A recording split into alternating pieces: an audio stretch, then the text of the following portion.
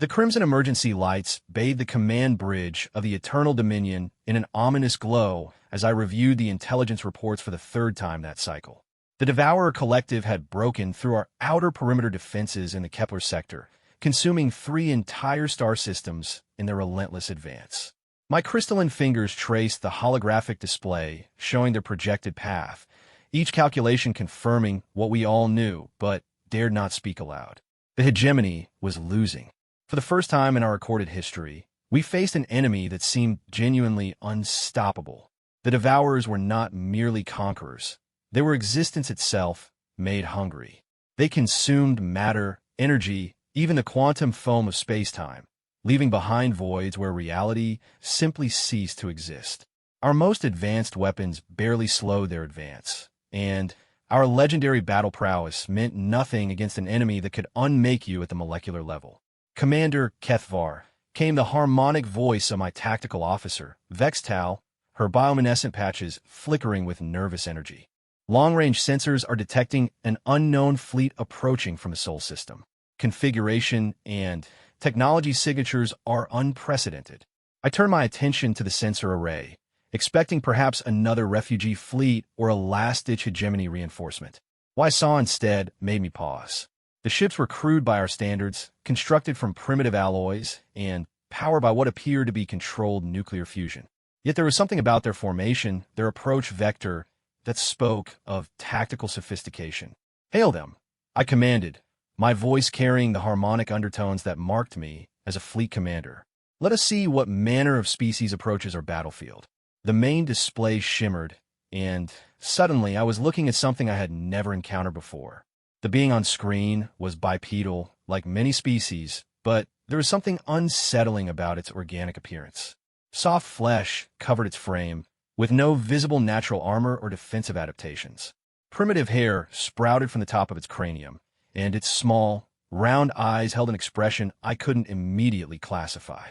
"This is Admiral Sarah Chun of the United Earth Defense Force," the being said in a surprisingly steady voice. "We've been monitoring your conflict with the entities you call Devourers. We've come to offer our assistance." A ripple of harmonics passed through my bridge crew, the Zephyrian equivalent of laughter. These soft, primitive beings wanted to help us. We who had conquered 1,000 worlds and faced cosmic horrors that would drive lesser species to madness. "I am Commander Kethvar of the Hegemony Fleet," I responded, trying to maintain diplomatic protocol despite the absurdity of the situation. "Your offer is appreciated, but this conflict is beyond the capabilities of most species. The Devourers have already consumed 3 star systems. We recommend you withdraw to a safe distance." The human's face changed in a way that I would later learn was called a smile, though at the time, it seemed like a bizarre muscular spasm. "Commander, with respect, we didn't travel 47 light years to turn around and go home. We've reviewed the tactical data your ships have been broadcasting. We think we can help." "You think you can help?" The words escaped me before I could maintain proper protocol. "These creatures have devastated fleets that could sterilize your entire solar system. What could your species possibly contribute to this conflict?" Admiral Chun leaned back in what appeared to be a primitive command chair, her expression growing serious. "We've been fighting our own version of Devourers for our entire existence. Every predator on our world, every disease, every natural disaster, every enemy that tried to wipe us out. The thing about humans, Commander, is that we've never met a problem we couldn't solve by being too stubborn to die." Before I could respond, my sensor officer's urgent harmonics cut through the communication. "Commander, massive Devourer surge approaching from Vector 77 Mark IV. Estimated arrival in 6 standard time units." The display shifted to show the approaching horror. A writhing mass of darkness that seemed to bend space around it, surrounded by smaller entities that moved with purpose and terrible intelligence.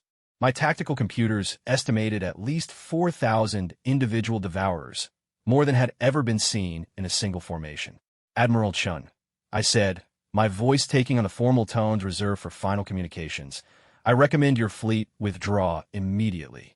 We will attempt to delay them as long as possible to give you time to escape." The human's response still haunts my memory cores. She laughed, actually laughed in the face of approaching annihilation. "Commander, I think there's been a misunderstanding. We didn't come here to retreat. We came here to fight. Her expression hardened with something I couldn't yet recognize. And humans don't run from bullies, no matter how big they are. What followed was a tactical discussion that challenged every assumption I held about warfare and civilization. The humans proposed what could only be described as controlled insanity. They wanted to split their fleet into small, fast-moving units that would harass the Devourer formation while our heavier ships provided covering fire. They called it wolf pack tactics, referencing some predator from their homeworld. Your vessels lack the armor to survive even glancing contact with Devourer energy weapons, I pointed out, reviewing their ship specifications. Your shields are primitive, your hull composition is barely adequate for deep space travel, and your weapons.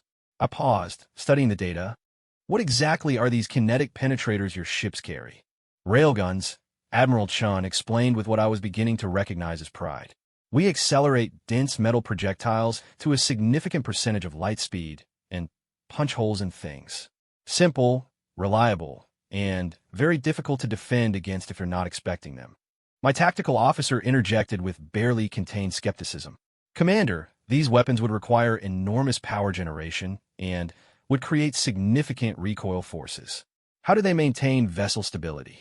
Admiral Chen's smile returned, and this time it sent an inexplicable chill through my enhanced nervous system. We build our ships tough, and we train our crews to handle punishment that would kill most species. That's the human way. As the Devourer fleet continued its approach, more details about human tactics emerged. They fought in small, coordinated units that could make independent decisions.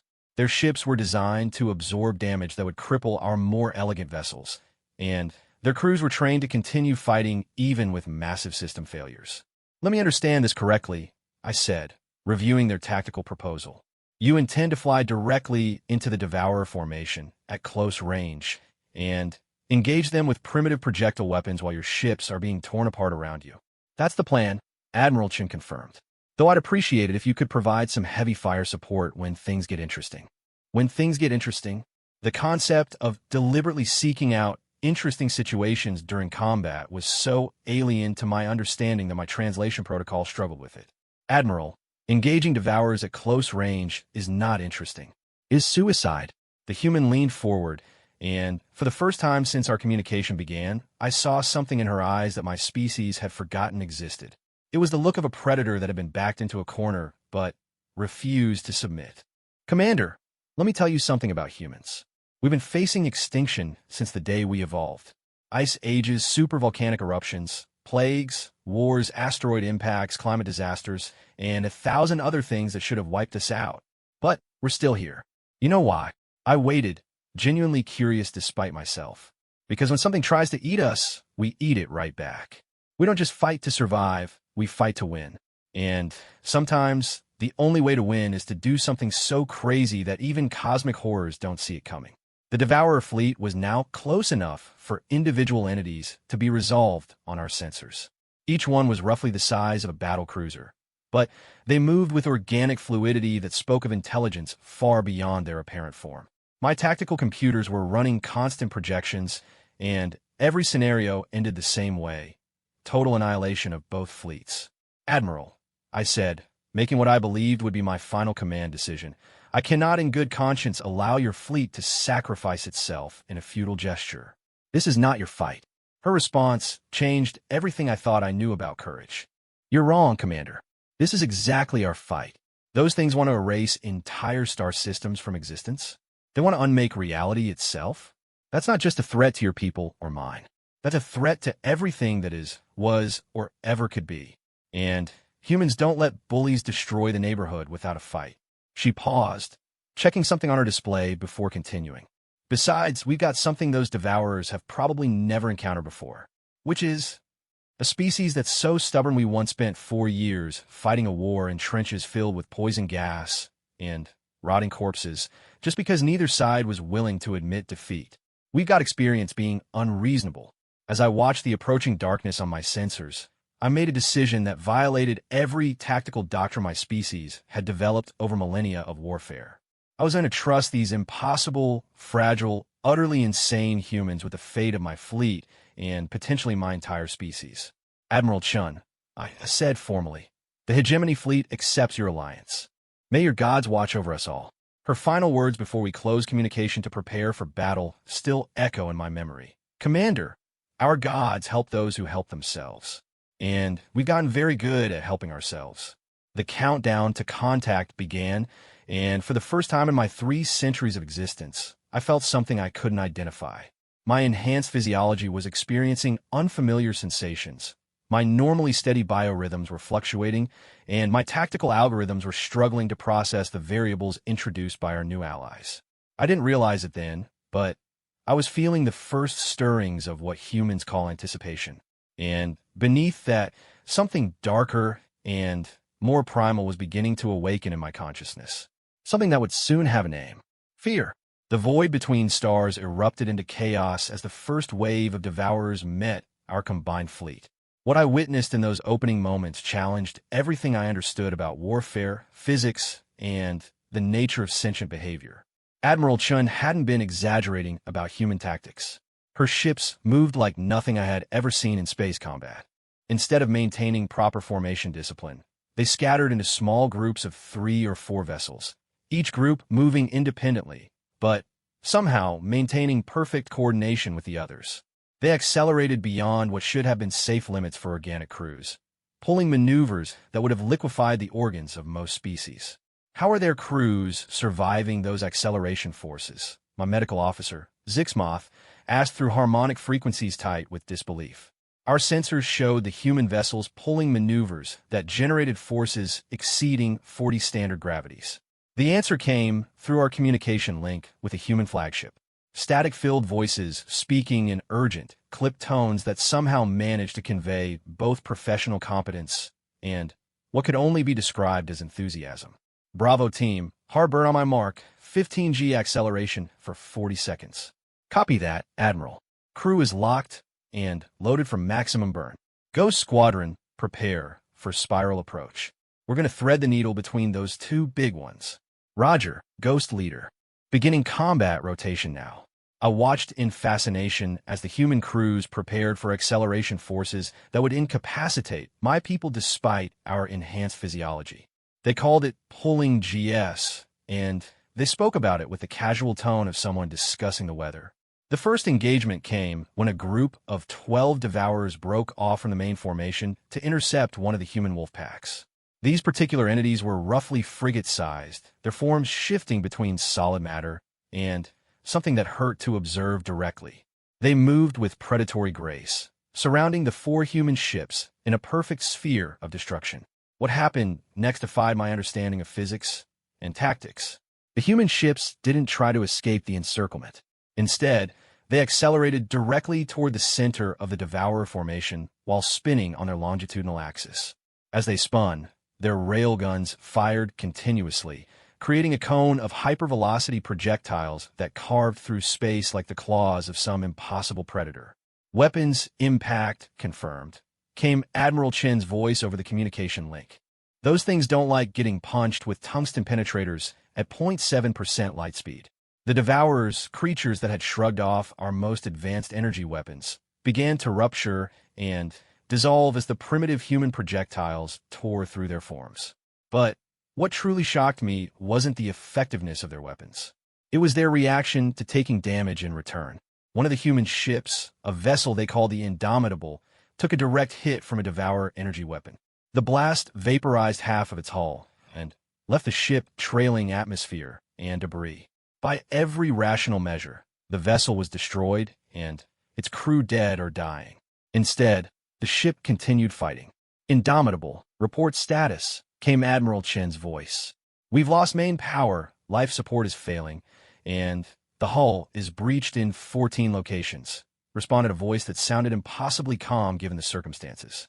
But our railgun is still functional, and we have approximately 6 minutes of emergency power. Can you maneuver? Negative on maneuvering, Admiral. But we got a good firing solution on that big bastard that just murdered our engine room.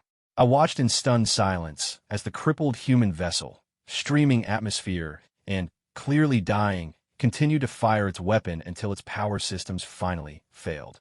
Even then, The crew managed to eject their ammunition stores in a way that created a makeshift explosive device that damaged 2 more Devourers before the ship finally went dark. Indomitable is gone, Admiral Chun reported with a tone that somehow conveyed both grief and pride. All hands lost. They took 3 of the enemy with them. This was my first glimpse into what made humans truly terrifying. They didn't just fight until they were defeated. They fought until they were physically incapable of fighting, and even then, they looked for ways to continue causing damage. The main battle was developing into something unprecedented in my military experience. Our hegemony ships, with their superior armor and energy weapons, engaged the larger Devourers in long-range duels while the human vessels swarmed around the formation like some kind of metallic insects, striking at weak points, and then disappearing before the enemy could respond effectively. Commander, my tactical officer reported, the human vessels are achieving a kill ratio of approximately 3-to-1 against the smaller Devourers. Their casualties are severe, but they're actually winning their engagements. I studied the tactical display in amazement. Individual human ships rarely survived more than 2 or 3 engagements, but each one took multiple enemies with them. More importantly, they were learning and adapting their tactics in real time, sharing information across their fleet with a speed and efficiency that rivaled our best military algorithms. Ghost Leader to all ships came a transmission we intercepted. Pattern Delta 7 is most effective against the medium-sized entities. Focus fire on their central mass, and they destabilize faster. Copy, Ghost Leader. Bravo Team confirming Pattern Delta 7 effectiveness. Recommend all units prioritize central mass targeting. Within minutes, every human ship in the battle was implementing the new tactic. They had no central command structure directing this change, no lengthy analysis period, no formal tactical revision process. They simply observed, communicated, and adapted. It was then that I began to understand why these primitive, fragile beings had survived on their world long enough to reach space. They weren't just fighting the Devourers. They were evolving in real time, becoming more dangerous with every passing moment. The battle took a dark turn when the main Devourer mass finally engaged our heavy ships. These creatures were massive, some larger than our dreadnoughts, and their ability to unmake matter at the quantum level made conventional armor almost useless. My flagship, the Eternal Dominion, shuddered under impacts that deleted entire sections of our hull rather than simply damaging them. Shields down to 30%, reported my engineering officer. Hull integrity compromised on decks 7 through 12. Requesting permission to withdraw to minimum safe distance. It was sound tactical doctrine. We had engaged the enemy, gathered intelligence, and now should preserve our forces for future operations. But as I prepared to give the order to withdraw, Admiral Chen's voice cut through our communication channel. Hegemony Fleet, this is Admiral Chen. We're seeing some of our big friends having trouble with the large entities. We're moving to assist. I watched my sensors in disbelief as the human fleet, already reduced to less than 60% of its original strength, began accelerating toward the largest and most dangerous Devourers in the formation. These creatures could unmake a human ship with a single touch, and the humans were deliberately flying into their reach. Admiral Chun, I transmitted urgently, those entities are beyond the capability of your weapons to damage. Withdraw your forces immediately. Negative, Commander. We've got a plan. I was beginning to fear that phrase almost as much as the Devourers themselves. What I witnessed next would have been dismissed as impossible if I hadn't recorded it with my own sensors. The human ships didn't engage the massive Devourers directly. Instead, they began flying complex patterns around them, maintaining precise distances and timing their movements with mathematical precision. What are they doing? Asked my tactical officer. The answer became clear when the first massive Devourer began to move erratically. The humans weren't trying to damage it directly. They were using their ship's gravitational fields and engine emissions to create interference patterns that disrupted the entity's ability to maintain coherent form. Gravitational resonance cascade, Admiral Chan explained when I requested clarification. We can't punch through their defenses, but we can make them punch through their own. Basic physics applied with extreme prejudice. The technique required the human ships to fly in formation so precise that a single miscalculation would result in collision. They had to maintain exact distances from creatures that were actively trying to destroy them, while coordinating their movements across multiple ships operating in three-dimensional space. It was mathematically beautiful and tactically insane. The first massive devourer collapsed in on itself as the resonance cascade destabilized its quantum structure. The explosion that followed vaporized two human ships that were too close to the collapse zone, but the remaining vessels immediately began applying the same technique to other large entities. How did your people develop this tactic? I asked, genuinely amazed. Orbital mechanics and theoretical physics, Admiral Chen replied. We've been using gravity to slingshot spacecraft around our solar system for centuries. Some of our physicists theorized that similar principles could be weaponized against enemies that relied on quantum coherence for structural integrity. Your scientists developed weapons based on theoretical physics. Commander, humans have been turning scientific principles into weapons since we discovered fire. It's what we do. The tide of battle was turning, but at a horrific cost.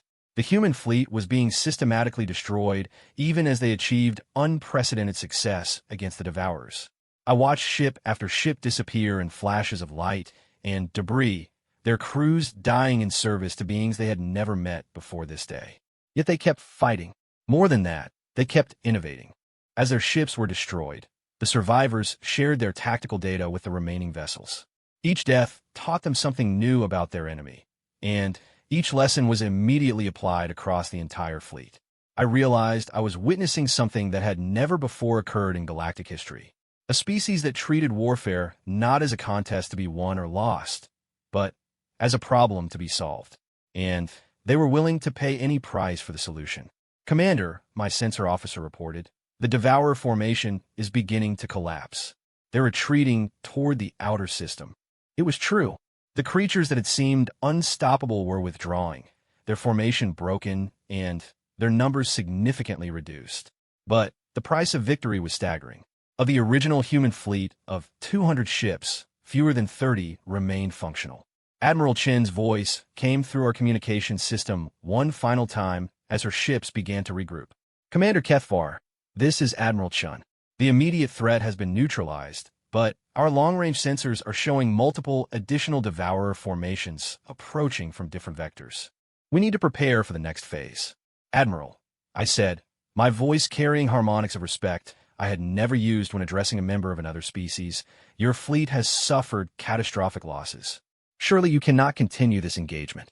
Her response contained something that my universal translator struggled to process. It was partly laughter, partly determination, and partly something else entirely. Something that spoke of depths of character I was only beginning to comprehend. Commander, we came here to fight Devourers until there aren't any left to fight.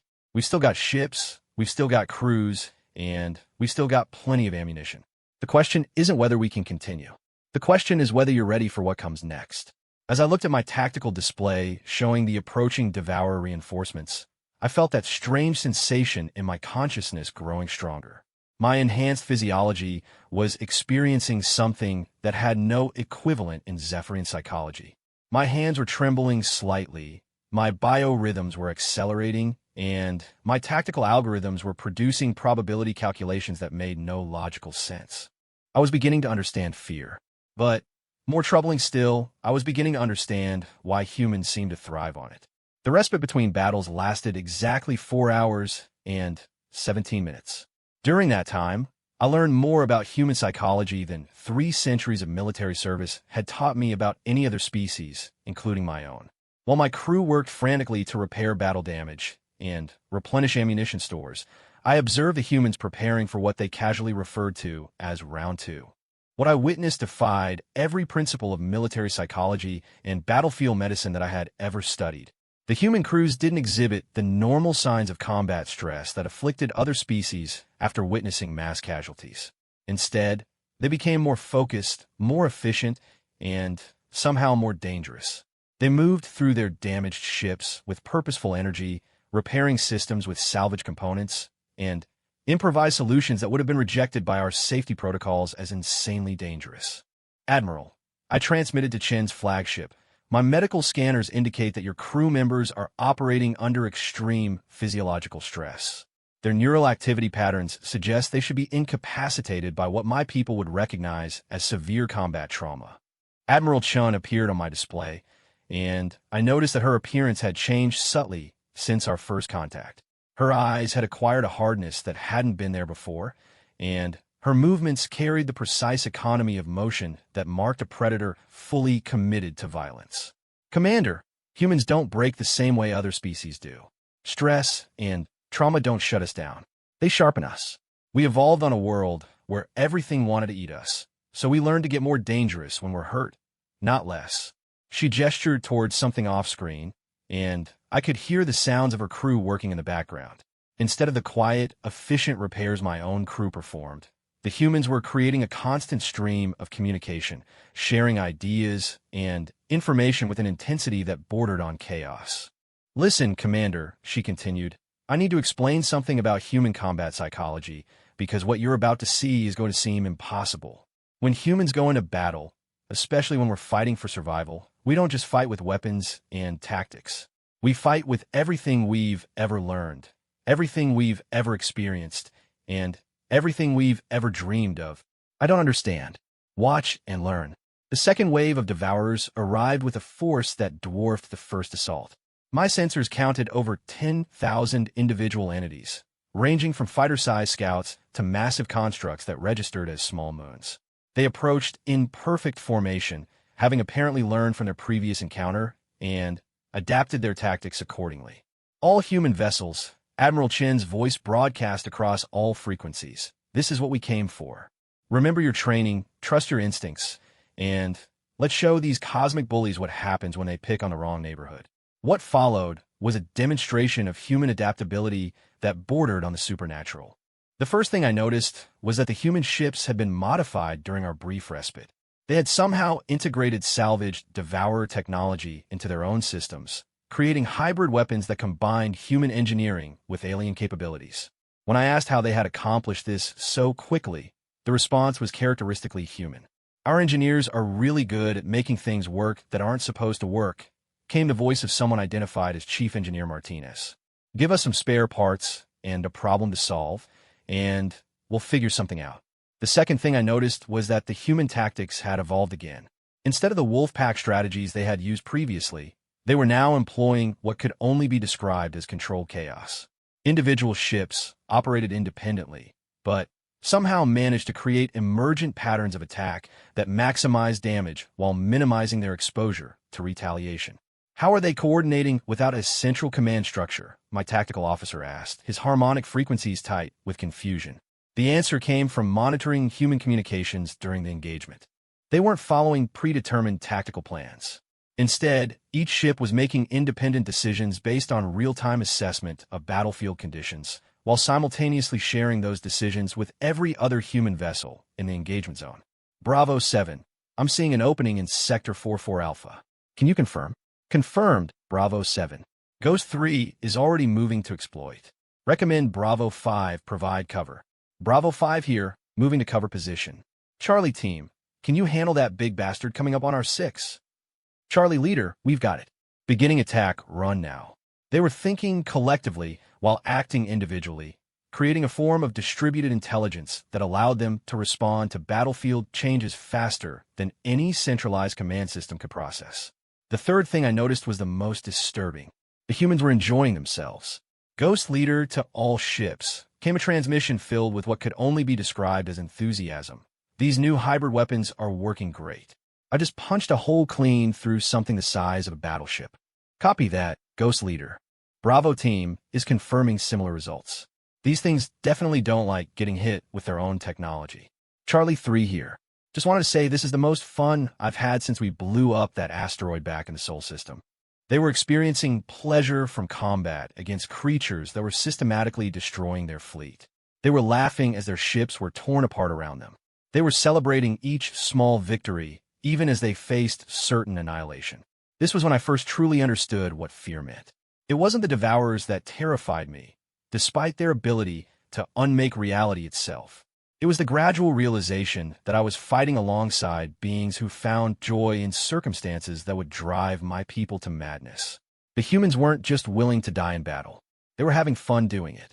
The engagement reached a turning point when the largest Devourer construct something my sensors registered as being roughly the size of a small space station, began to systematically destroy human ships with a new type of weapon that simply erased them from existence. Not destroyed, not vaporized, but actually removed from reality as if they had never existed. Admiral, I transmitted urgently. That entity is using some form of quantum deletion weapon. Your ships aren't being destroyed, they're being retroactively prevented from having existed. You need to withdraw immediately.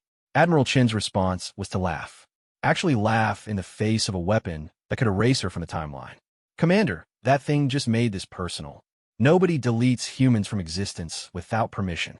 What happened next violated so many principles of physics, tactics, and common sense that I initially assumed my sensors were malfunctioning. Every remaining human ship in the battle zone began accelerating directly toward the massive Devourer construct. Not in formation, not with any apparent coordination, but in what appeared to be a mass suicide charge. My tactical computers calculated their probability of success at effectively 0. But the humans weren't planning to succeed through conventional means. All ships, this is Admiral Chun. Initiate Omega Protocol on my mark. Omega Protocol confirmed. Came dozens of voices in response. All crews ready for final burn.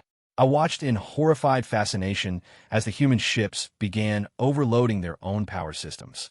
They were deliberately creating cascade failures in their fusion reactors while maintaining maximum acceleration toward the Devourer construct.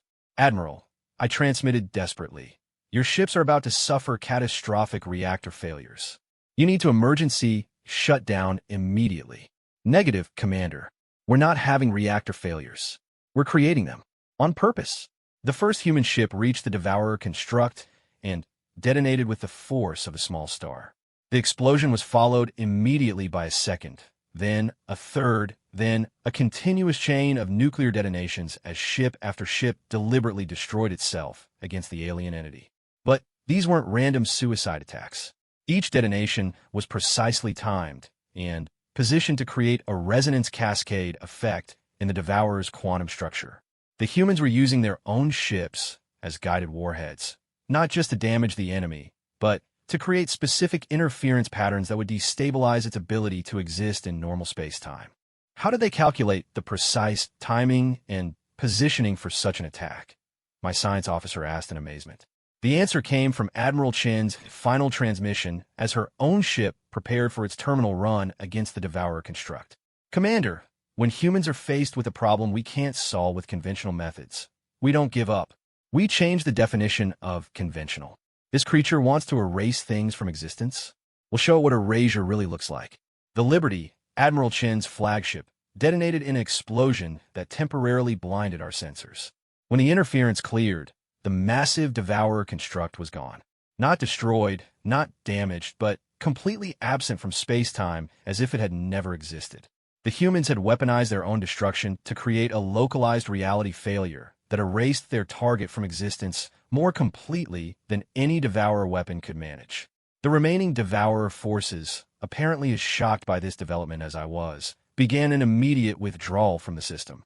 They left behind approximately 60% of their original force, either destroyed or so damaged by human attacks that they could no longer maintain coherent form. I stared at my tactical display, showing the aftermath of the battle. The human fleet was gone. Not a single vessel remained functional. 200 ships and approximately 50,000 human beings had been destroyed in the engagement. Yet somehow, impossibly, they had won. This is Commander Sarah Martinez of the UDF Defiance. Came a weak transmission from what my sensors showed as nothing more than a drifting pod. We've still got 17 escape pods functional and approximately 200 survivors. Requesting pickup for medical assistance. I immediately dispatched rescue shuttles, but what I found in those escape pods challenged my understanding of biological psychology even further. The human survivors weren't exhibiting the signs of defeat and trauma I expected from the sole survivors of a completely destroyed fleet. They were already planning their next attack. Commander Kethvar, said the ranking survivor, a woman who introduced herself as Captain Elena Vasquez, we need to debrief on combat effectiveness and start preparations for engaging the next of our force. Our preliminary analysis shows several improvements we can make to the Omega Protocol. Captain, I said carefully, your entire fleet has been destroyed. Your people have suffered 100% ship losses and 96% casualties. How can you be planning future operations?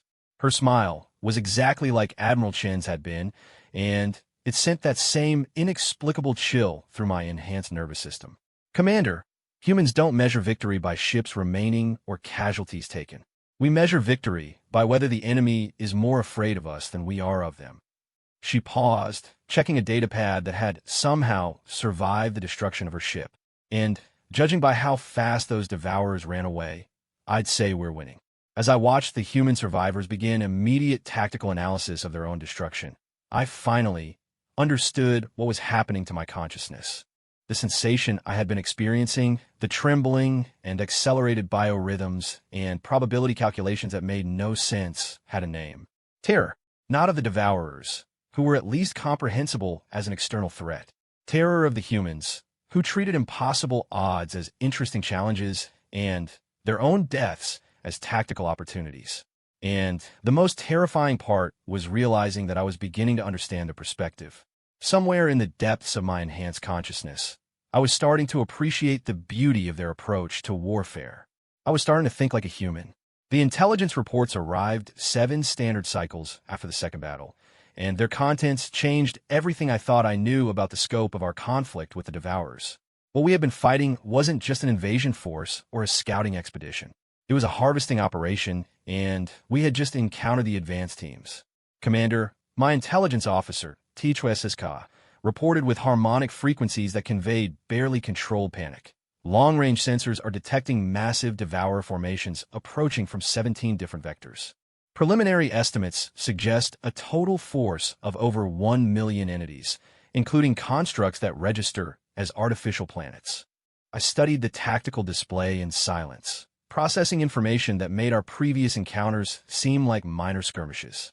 The approaching force represented an existential threat not just to the hegemony, but to all organic life in this arm of the galaxy. If the Devourers succeeded in their apparent plan to consume this entire sector of space, the ripple effects would destabilize neighboring regions for millennia.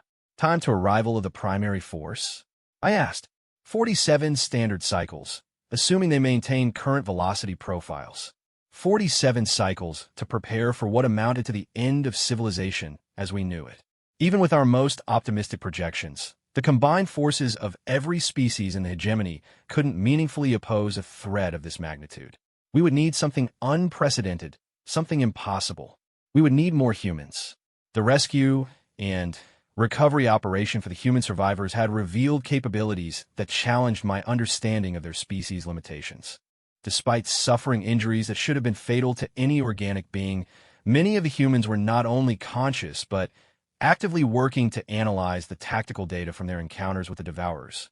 Captain Elena Vasquez, who had taken command of the human survivors after Admiral Chen's death, had sustained injuries that included severe radiation poisoning, multiple fractures, and, what my medical scanners indicated, was significant brain trauma. She should have been in a medical coma. Instead, she was sitting in my briefing room, studying holographic displays of devourer formations with the focused intensity of a predator studying prey. Captain, I said carefully, my medical staff strongly recommends that you and your surviving crew members undergo extensive treatment before attempting any further combat operations. Your current physical condition is incompatible with survival, much less military effectiveness. She looked up from the tactical display with eyes that held the same unsettling combination of intelligence and barely controlled violence that I had observed in Admiral Chen. Commander, with respect, your medical staff doesn't understand human physiology under combat conditions. We're designed to keep functioning long past the point where we should be dead. It's what made us the apex predators on a world that spent millions of years trying to kill us. Even accepting that your species has unusual resilience, surely you cannot conduct operations with fewer than 200 personnel against a force of over 1 million entities. Her response was to activate a communication device that had been salvaged from the wreckage of her ship. Captain Vasquez to Earth Command. Priority 1 transmission. The holographic display shimmered and resolved into an image that made my biorhythms spike with something approaching panic. The being on screen was clearly human, but there was something about his presence that suggested capabilities far beyond what I had previously encountered. Captain Vasquez, The figure said in a voice that carried undertones of absolute authority. "This is Fleet Admiral Marcus Washington. We've been monitoring your engagement reports. Status of Devourer threat assessment. Sir, we're looking at a million-plus entity formation inbound to this position in 47 cycles. Total extinction scenario for all organic life in this galactic arm if they're not stopped here." Admiral Washington nodded grimly. "Confirmed, Captain. We've been tracking similar formations across multiple sectors. It appears the Devourers are conducting what we're calling the final harvest. They're not just conquering territory anymore. They're preparing to consume entire galactic regions." The conversation that followed revealed the true scope of human military capability and why Earth had been willing to send a single fleet to assist in our conflict with the Devourers. "Admiral," I interjected, "surely your government understands that even your full military forces would be insufficient against a threat of this magnitude. What can Earth possibly contribute to this conflict?" Admiral Washington turned his attention to me, and I felt that increasingly familiar sensation of unease as his gaze seemed to assess not just my words but my entire existence. "Commander Kethvar, what makes you think we've been operating at full capacity? The fleet you fought alongside was our advanced reconnaissance force. We've been using this engagement to gather tactical data and develop effective countermeasures." Captain Vasquez activated additional displays showing intelligence reports that had been compiled from their previous battles. "Commander, every ship we lost, every tactic we tried, every weapon we developed, all of it has been transmitted back to Earth Command. They've been using our combat data to design and deploy countermeasures specifically tailored to Devourer capabilities. You've been deliberately sacrificing your forces to gather intelligence." "We've been deliberately learning how to kill them," Admiral Washington corrected. "And now that we know how, it's time to implement what we've learned on an appropriate scale."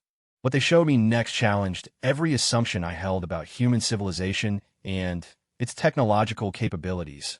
The reinforcement fleet approaching from the Sol system consisted of over 50,000 vessels, each one incorporating design elements developed from analysis of the Devourer encounters. But these weren't the crude, primitive ships I had observed previously. These were purpose-built weapons platforms that combined human engineering philosophy with alien technology in ways that shouldn't have been possible. "How did you construct such a fleet in such a short time frame?" I asked, reviewing specifications that indicated construction technologies beyond anything in our databases. "Commander," Captain Vasquez explained, "humans have been preparing for existential threats since we first looked up at the stars. When we learned about the Devourers, we didn't just send a fleet to help fight them. We converted our entire civilization into a war economy designed specifically to stop them." Admiral Washington elaborated from his command center on Earth. "Every human industrial facility, every research laboratory, every educational institution has been focused on a single goal for the past 18 months. Developing the capability to completely eliminate the Devourer threat. What you're seeing is the result of an entire species dedicating itself to solving a problem." The technical specifications of their new weapons systems were almost incomprehensible. They had somehow developed devices that could manipulate quantum probability fields, create localized gravity anomalies, and project force fields that operated by selectively altering the fundamental constants of physics in restricted areas of space. These capabilities should require technological development periods measured in centuries, I protested. "How could your species achieve such advances in mere months?" Captain Vasquez smiled, and by now I recognized that expression as a warning of impending impossibility. "Commander, humans don't develop technology the same way other species do. We don't gradually refine existing capabilities over extended periods. When we're faced with a problem that threatens our survival, we completely reimagine the fundamental principles underlying the problem, and then engineer solutions based on the reimagined principles. You're describing technological revolution in real time." "We're describing Thursday," Admiral Washington added dryly. "Commander, humans have been revolutionizing technology in response to threats since we first discovered that rocks could be used to crack nuts. The only difference now is that the threat is cosmic in scope, so our response had to be similarly scaled. The human reinforcement fleet arrived 6 cycles before the projected Devourer approach, and what I witnessed during their deployment preparations completed my education in the true nature of human psychological resilience. The 50,000 ships didn't deploy in the defensive formations I expected. Instead, They took up positions throughout the system that suggested an offensive strategy so aggressive it bordered on insanity. They were planning to attack the Devourer force before it could establish its own tactical formations. Admiral Washington, I transmitted, surely a defensive strategy would be more appropriate given the numerical superiority of the enemy force. Commander, there's something about humans you need to understand. We don't fight defensive wars against existential threats.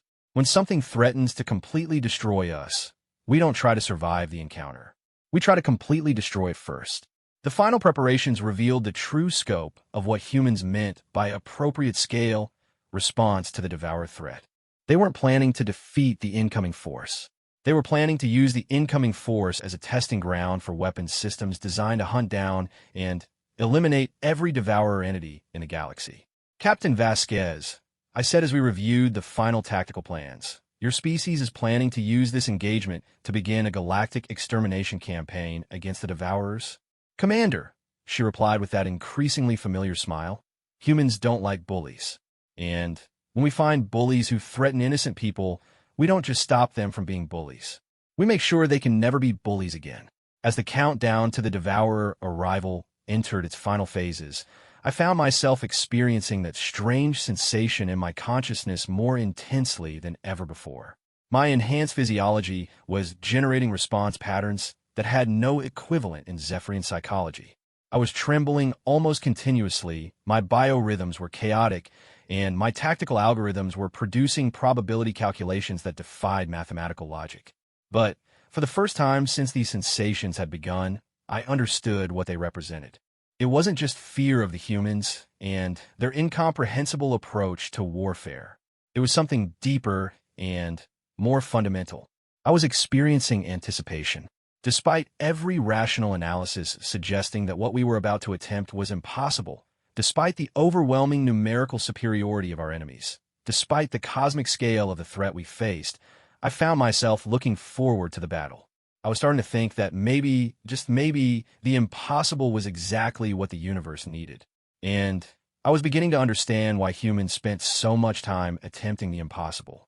It was because they had discovered something that my species had forgotten. Sometimes the impossible is the only option that actually works. The final battle began not with the gradual engagement patterns typical of space warfare, but with what humans called going loud from minute one. The Devourer force emerged from hyperspace in the perfectly coordinated formation that had made them unstoppable across dozens of star systems, only to discover that their intended victims had fundamentally altered the rules of engagement. The human fleet didn't wait for the Devourers to deploy. They didn't conduct reconnaissance or attempt to assess enemy capabilities. Instead, 50,000 ships opened fire simultaneously with weapons that operated on principles I was still struggling to comprehend. Probability cascade weapons firing, came Admiral Washington's voice over the fleet communication network. Quantum uncertainty fields deployed. Gravitational anomaly generators at full output. All ships, weapons free. What followed was not a battle in any sense that my 3 centuries of military experience had prepared me for. It was a systematic demonstration of what happened when a species that had spent its entire evolutionary history fighting impossible odds decided to end a conflict permanently. The Devourer entities, creatures that had consumed entire star systems by simply unmaking the fundamental forces that held matter together, began to suffer cascading failures as human weapons attacked the basic laws of physics that allowed them to exist. Ships that could phase between dimensions found themselves trapped in a single-phase state. Entities that could manipulate time discovered that time had become temporarily non-manipulable in their vicinity. Constructs that existed by consuming quantum vacuum energy suddenly found themselves in areas of space where quantum vacuum energy had been selectively edited out of existence. How are they doing this? My science officer asked in harmonics that conveyed complete bewilderment. They're not just using advanced technology. They're temporarily rewriting the fundamental constants of reality. Captain Vasquez, monitoring the engagement from my bridge at my explicit invitation, provided an explanation that somehow made the impossible seem inevitable. Commander, humans have always solved problems by changing the environment in which the problem exists. When we couldn't survive in cold climates, we didn't evolve thicker fur. We invented fire and clothing. When we couldn't fly, we didn't grow wings. We built aircraft. When we couldn't survive in space, we built spaceships. When we encountered enemies that could manipulate the laws of physics, we learned to temporarily rewrite those laws. You're describing capabilities that should require million-year technological development cycles. We're describing 18 months of focused effort by a species that has gotten very good at doing impossible things under time pressure. The engagement progressed with a relentlessness that was both beautiful and terrifying to observe. The Devourers, for all their cosmic power and reality-manipulating capabilities, had apparently never encountered an enemy that approached warfare as applied problem-solving rather than mutual destruction. Every tactic they employed was countered not by a defensive response, but by weapons specifically designed to make that tactic impossible to employ again. Sector 7 entities are attempting quantum tunneling to bypass our primary defense grid, reported one of the human tactical coordinators. Copy that. Deploying quantum tunnel collapse charges, making tunneling permanently unavailable in affected areas. Sector 12 showing temporal manipulation attempts by large constructs. Confirmed. Temporal anchor fields deployed. Time is now locally linear and non-manipulable. Unknown entities in Sector 4 are attempting to phase shift into parallel dimensions. Roger. Reality stabilization fields active. Parallel dimensions have been temporarily moved out of local space. I watched in fascination as each Devourer capability was identified, analyzed, and then permanently negated through the deployment of weapons that made me question my understanding of physics and philosophy simultaneously. But what truly amazed me wasn't the technical sophistication of human weapons. It was the coordinated intelligence that allowed 50,000 ships to function as a single, adaptive organism while maintaining individual tactical flexibility. How are they maintaining such precise coordination across such a large force? My tactical officer asked. The answer came from observing human communication patterns during the engagement. They weren't using traditional command structures or predetermined tactical algorithms.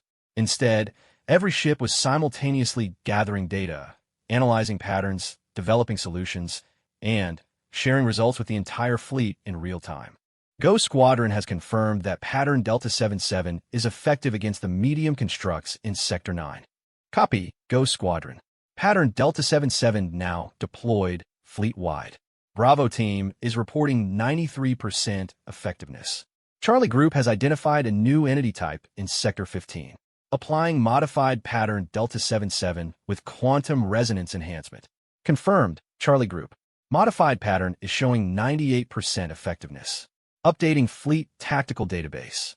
Within minutes of encountering a new type of Devourer entity, the entire human fleet would have developed, tested, and deployed countermeasures specifically designed to eliminate that exact threat. They were conducting evolutionary warfare, becoming more dangerous with every passing moment of the engagement. The turning point came when the largest Devourer constructs, entities that my sensors registered as being larger than small moons, began to employ what appeared to be their ultimate capability. They started unmaking space-time itself, creating voids of absolute nothingness that expanded outward to consume everything in their path. Admiral Washington, I transmitted urgently. The large entities are employing some form of reality deletion weapon. They're creating expanding zones of pure non-existence. Your weapons appear to be ineffective against this capability. Admiral Washington's response demonstrated why humans had become the apex predators of their world. Commander, we've been waiting for them to try that.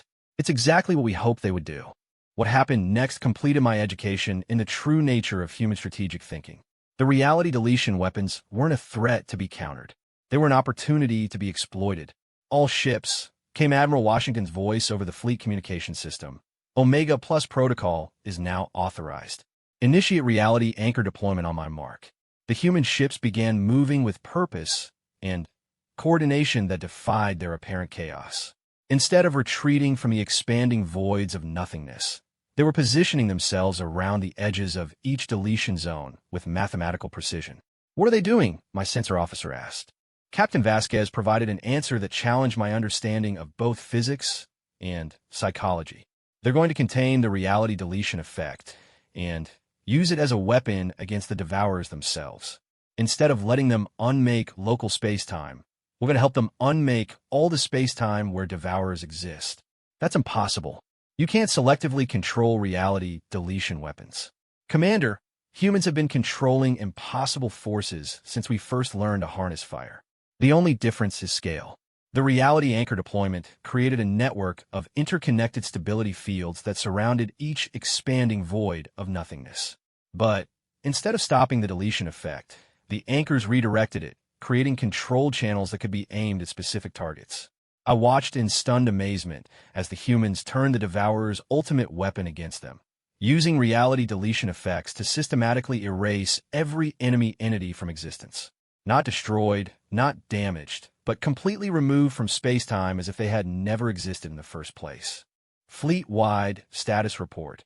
Admiral Washington requested as the last of the Devourer constructs disappeared into expanding bubbles of controlled nothingness. Sector 1 through Sector 20, all clear. 0 hostile entities remaining. Casualties and damage assessment.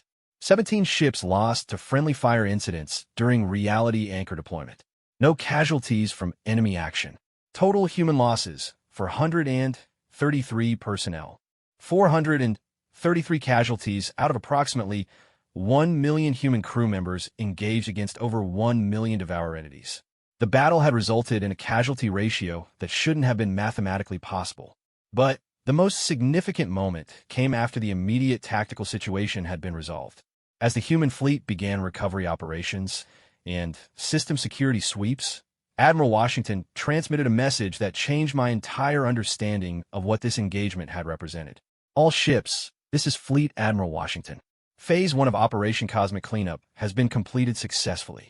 Begin preparation for Phase 2. We have approximately 15,000 more Devourer concentrations to locate and eliminate across this galactic arm. Admiral, I transmitted in confusion.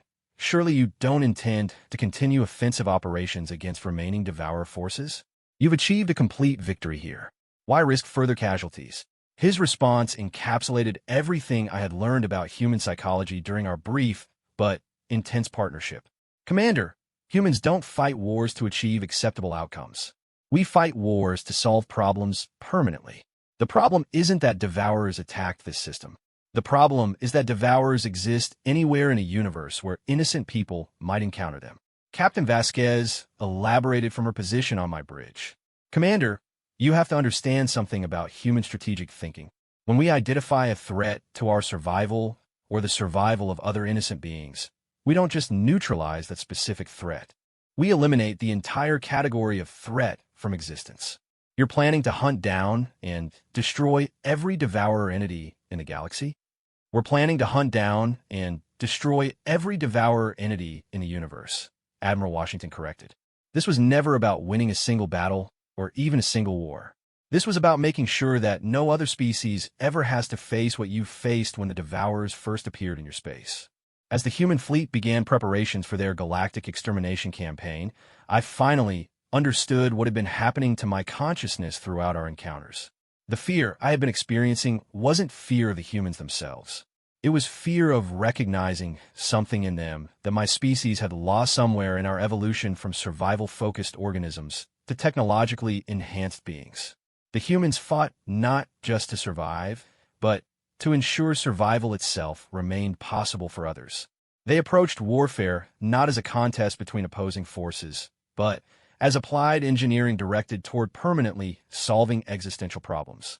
They treated impossible odds not as reasons for despair, but as interesting challenges that required creative solutions. Most disturbing of all, they made me want to be more like them.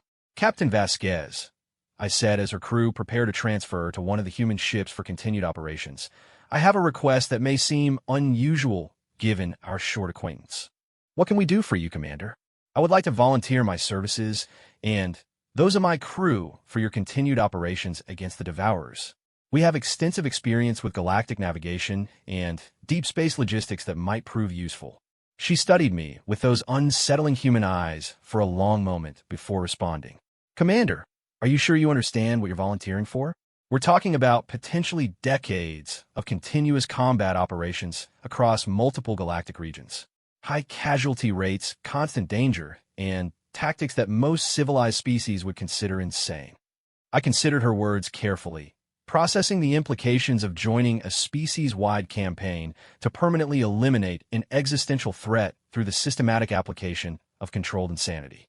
Captain, I replied, I have spent 3 centuries believing that fear was a weakness to be engineered out of existence. You have taught me that fear is information to be acted upon. I have learned to fear the devourers, but I have also learned to fear a universe where beings like humans don't exist to stand between innocent life and cosmic extinction. She smiled, and for the first time since our initial contact, that expression didn't fill me with inexplicable terror. Instead, it filled me with something I had never experienced before: hope. Welcome to the team, Commander. Let's go save the universe. As my ship fell into formation with the human fleet beginning its journey toward the next Devourer concentration, I realized that I had fundamentally changed during our brief partnership. The fear that had begun as an alien sensation in my enhanced consciousness had evolved into something more complex and valuable. I had learned to be afraid, but I had also learned that fear was not the end of the story. Fear was the beginning of courage, and courage was the foundation of everything worth defending in the universe. And for the first time in my existence, I understood why humans smiled when they charged into impossible battles. It wasn't because they weren't afraid. It was because they had learned that being afraid was just the first step toward making the universe a safer place for everyone else. The galaxy would never be the same, and neither would I,